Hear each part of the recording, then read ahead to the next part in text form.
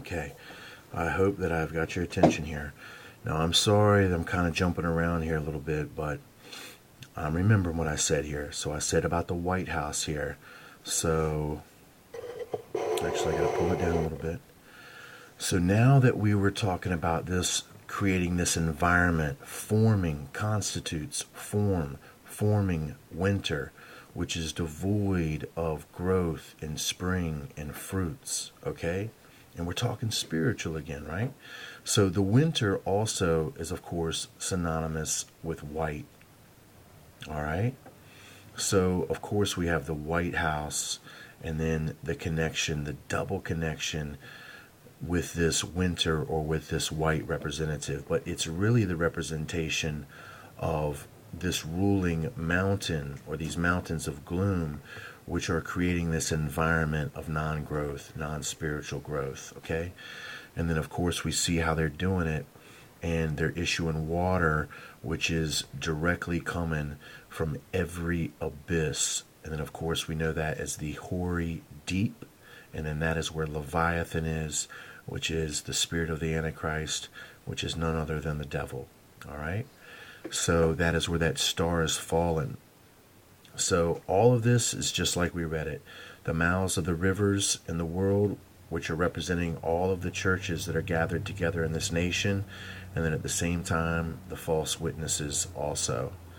So, wow, incredible. So we've got the two candlesticks down here, the opposing two candlesticks. Now, when we were looking up here, I told you about the mountain, okay? Now, friends, this is all some very incredible information, people. Now, when it says, they carried me to a lofty spot, to a mountain, the top of which reached to heaven.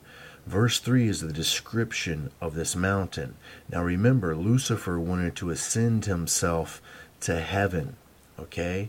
To that lofty mountain, to be like the Most High. He wanted to ascend his tabernacle above God. So this is that mountain, okay, being visualized as the whole estate of Lucifer, all of his followers. Remember I said it was autonomous. Mountain is being mentioned in many forms unto itself. And I beheld the receptacles. Now this is descriptive of that mountain. And I beheld the receptacles of light and thunder at the extremities of the place where it was deepest. There was a bow of fire and arrows in their quiver. Let me remind you of the arrows on the dollar bill, right there with the olive branch, the nation, and here's the arrows. A sword of fire. Okay, remember Christ's word is the water, their sword is the fire, and every species of lightning. Now we know that lightning is what Christ beheld Satan falling as heaven as lightning. All right, so this is the description of the whole group that of assemblage with this mountain. This is Lucifer and those that follow him from heaven. This is his description.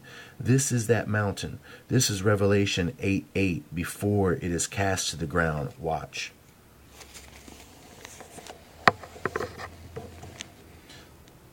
And the second angel sounded it, and as it were a great mountain, there's that great mountain, my friends, burning with fire, was cast into the sea, into the nations, my friends.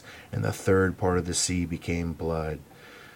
My friends, the third part of the sea, the third part of the nations drank the blood, drank the doctrine. Okay? This is that great mountain. And I told you that Revelation 8:8 is Revelation 18:21. It's the great millstone. And I can connect that in so many ways. It's going to take place off the coast of New York City, my friends. And I can show you that in so many ways also. So understand that. Understand what's happening here and what you're seeing. They carried me to a lofty spot, to a mountain, the top of which reached to heaven. I just showed you that mountain. He is seeing it before it is being symbolically cast into the nations. I'll be back.